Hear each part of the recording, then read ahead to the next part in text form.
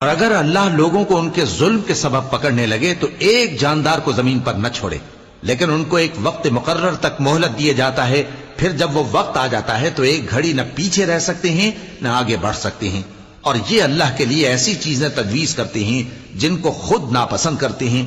اور زبان سے جھوٹ بکے جاتے ہیں کہ ان کو قیامت کے دن بھلائی یعنی نجات ہوگی۔ کچھ شک نہیں کہ ان کے لیے دوزخ کی آگ تیار ہے، اور یہ دوزخ میں سب سے آگے بھیجے جائیں گے۔